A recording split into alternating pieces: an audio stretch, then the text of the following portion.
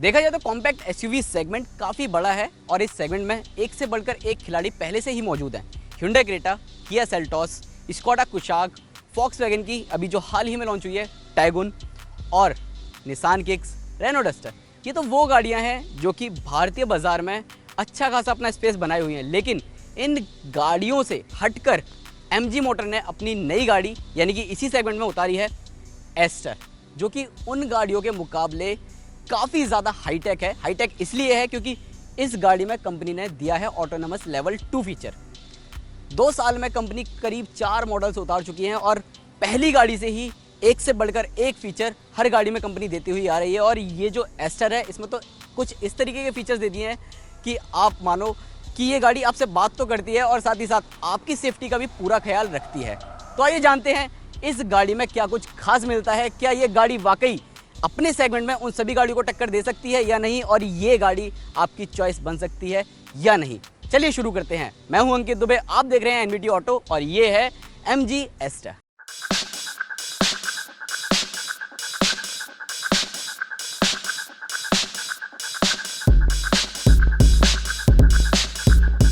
Looks और design MG ester का ZS EV जैसा ही है।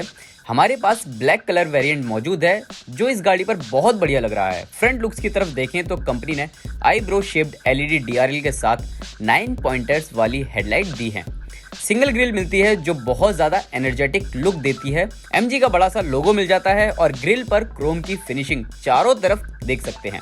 फॉग लैम्प की हाउसिंग काफ़ी बढ़िया लगती है और इसमें पियानो ब्लैक फिनिशिंग का इस्तेमाल किया गया है। स्किड प्लेट भी काफ़ी बढ़िया लुक दे रही है।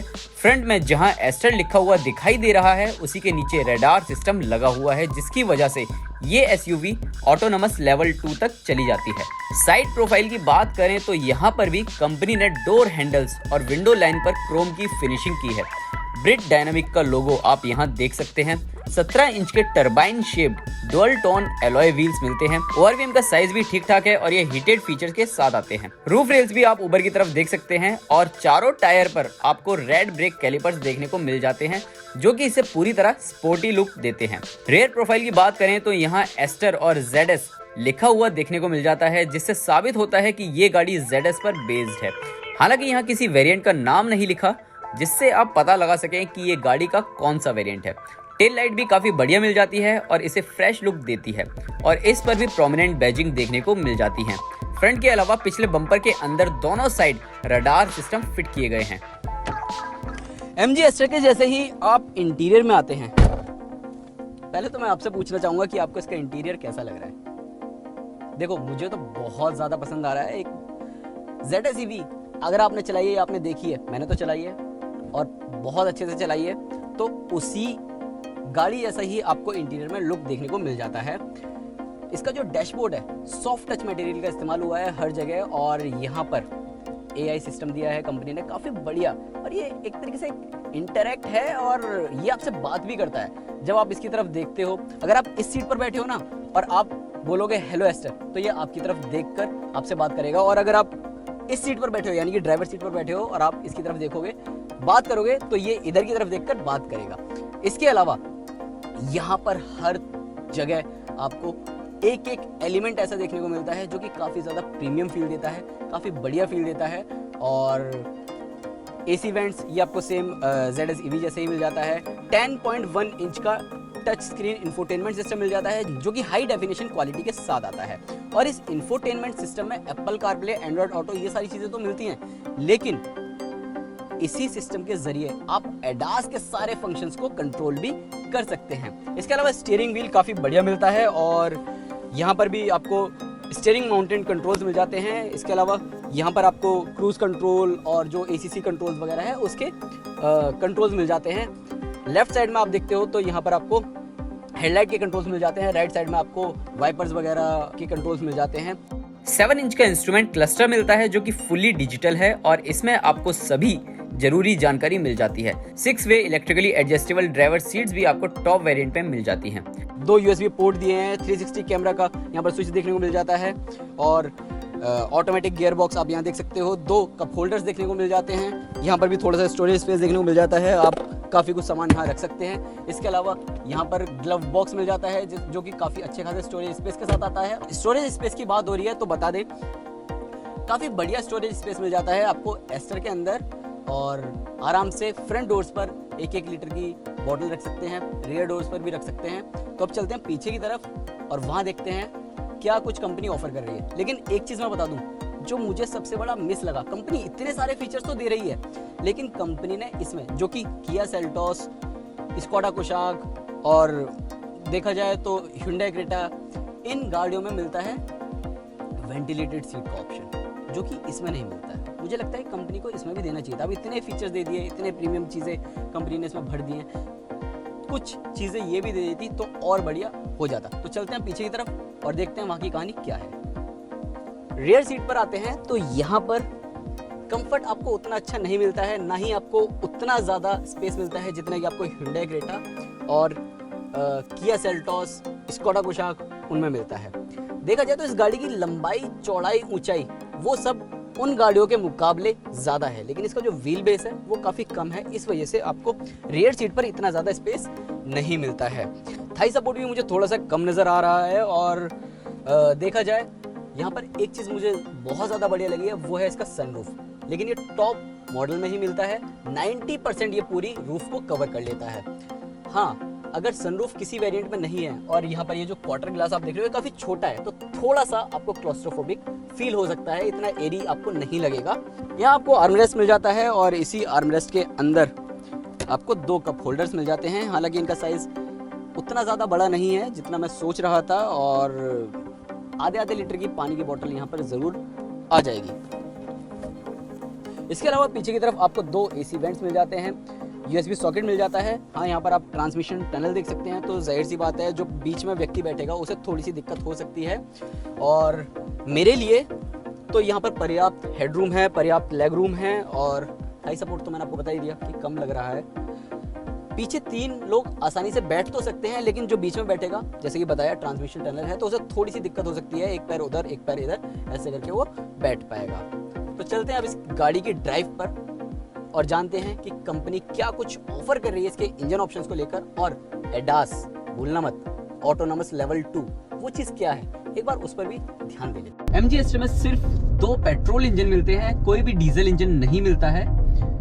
1.5 लीटर पेट्रोल और 1.3 लीटर टर्बो पेट्रोल इंजन, ये दोनों ही इंजन मिलते हैं, डीजल इंजन नहीं मिलता है। हालांकि मुझे लगता है कि कंपनी को इसमें डीजल इंजन और देना चाहिए था, लेकिन आई डोंट नो कि कंपनी ने क्यों डीजल इंजन नहीं दिया है।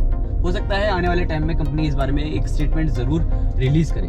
बट अब बात कर लेते हैं, फिलहाल मैं जो गाड़ी चला रहा हूँ ये है 1.3 लीटर टर्बो पेट्रोल इंजन, जो कि सिर्फ और सिर्फ 6 स्पीड ऑटोमेटिक ट्रांसमिशन के साथ आती है।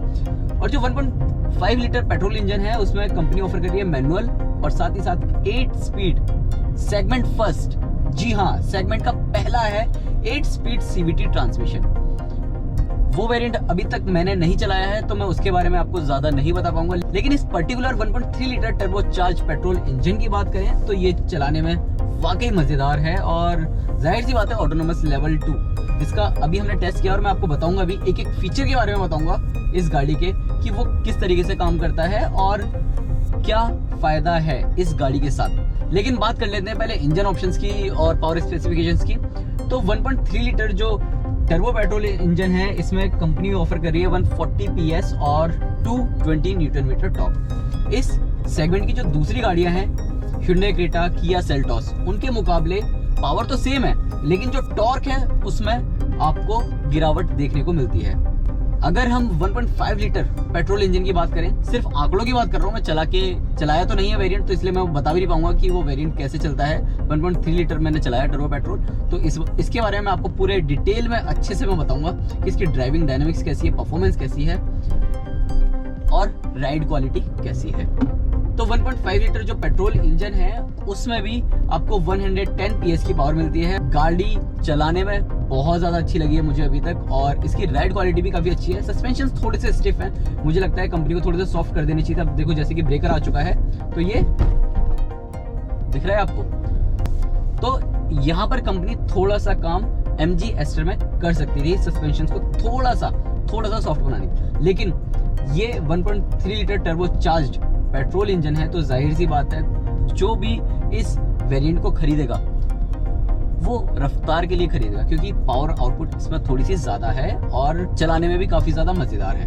इसके अलावा इस गाड़ी में कोई भी राइडिंग मोड्स नहीं मिलता है, लेकिन कंपनी ने इसमें दिया है स्टीयरिंग मोड। अब स्टीयरिंग मोड चेंज करने के लिए आप यहाँ इंफोटेनमेंट सिस्टम पर जाएंगे और मोर में जाएंगे, फिर उसके बाद व्हीकल सेटिंग में जाएंगे, फिर यहाँ पर आपको इधर EPS ये देखने को मिलता है, फिर यहाँ पर डायनामिक, नॉर्मल, अर्बन, ये 3 मोड्स कंपनी ऑफर कर रही है। अर्बन में स्टीयरिंग का जो इनपुट है वो बहुत ज़्यादा लाइट हो जाता है, नॉर्मल में ये नॉर्मल रहता है, और डायनामिक में अगर आप तेज़ रफ्तार पर कहीं जा रहे हैं या तेज़ गाड़ी चला रहे हैं तो ये स्टीयरिंग हार्ड रहता है ताकि आपकी ग्रिप बनी रहे। कह सकते हैं इनिशियल RPM पर आपको थोड़ा सा कम टॉर्क देखने को मिलता है, लेकिन जब मिड रेंज में ये गाड़ी चलती है उस टाइम पर इसकी पावर काफ़ी बढ़िया रहती है, काफ़ी लीनियर रहती है और आप हर वक्त इस गाड़ी के साथ एंजॉय कर रहे होते हैं, क्योंकि गाड़ी बहुत ज़्यादा स्मूथ है चलाने में, कुछ भी अभी तक कोई दिक्कत नहीं देखने को मिली है।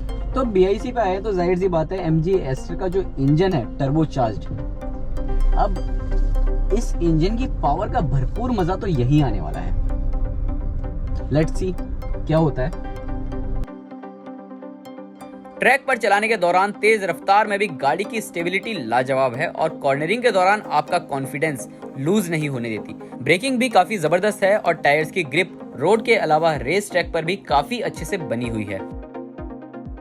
अब ऑटोनोमस लेवल 2 की बात हो रही है, तो ऑटोनोमस लेवल 2 एक्चुअल में है क्या? ये देखो, सारी जो चीजें हैं इस गाड़ी में वो आप सिर्फ और सिर्फ इसी से कंट्रोल कर सकते हैं। इसी से कैसे कंट्रोल कर सकते हैं मैं आपको एक बार दिखा देता हूँ।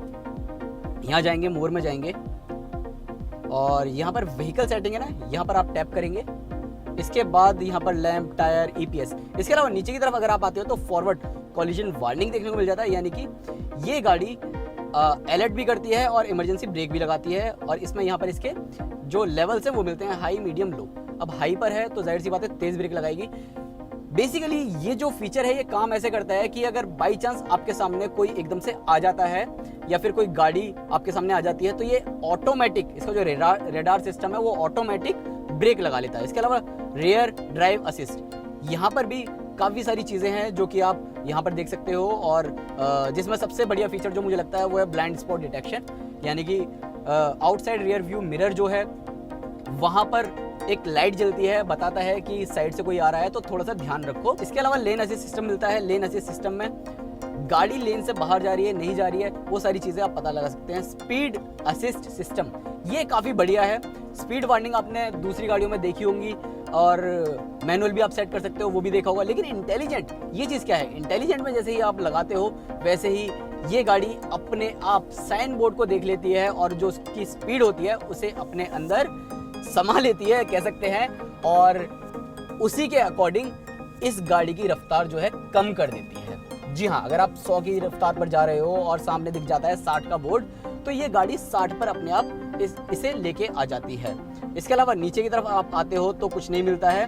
और हाँ, इस गाड़ी में एक चीज़ ने मुझे सबसे ज़्यादा निराश किया है, वो है इसका IRVM। ये ऑटो डिमिंग बिल्कुल नहीं है। इस सेगमेंट में मौजूद दूसरी गाड़ियाँ जितनी भी हैं लगभग उन सभी में ऑटो डिमिंग IRVM मिलता है, जो कि मुझे लगता है एक फीचर का बहुत बड़ा लैग इसमें देख सकते। गाड़ी चलाने में मस्त है, फीचर्स भी भरपूर हैं, हर तरीके के फीचर्स आपको इस गाड़ी में मिल जाते हैं। और एक चीज़ और, जैसे कि मैंने आपको बताया था ना कि ये मुड़ मुड़ के बात करता है, तो चलिए एक बार इससे बात भी कर लेते हैं। हेलो एस्टर,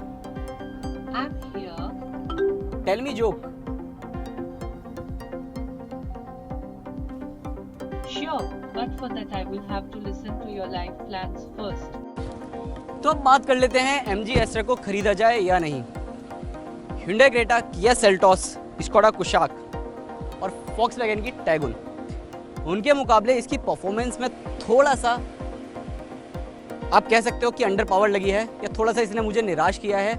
बट सच बताऊं, फीचर्स के मामले में इस गाड़ी ने मुझे पूरी तरह खुश किया है। मैं यकीन के साथ कह सकता हूं कि ये गाड़ी वाकई उन लोगों के लिए सबसे ज़्यादा फायदेमंद का सौदा साबित होगी जो लोग एक हाईटेक कार खरीदना पसंद करते हैं या फिर एक कॉम्पैक्ट SUV सेगमेंट में ऐसी कार खरीदने के लिए जा रहे होते हैं जिन्हें भरपूर फीचर्स चाहिए होते हैं और सेफ्टी का भी खास ध्यान रखते हैं। तो दोस्तों आपको वीडियो कैसा लगा कमेंट सेक्शन में ज़रूर बताएं और साथ ही अपने उन दोस्तों से भी ये वीडियो ज़रूर शेयर करें जो कि MG एस्टर को खरीदने पर विचार कर रहे हैं।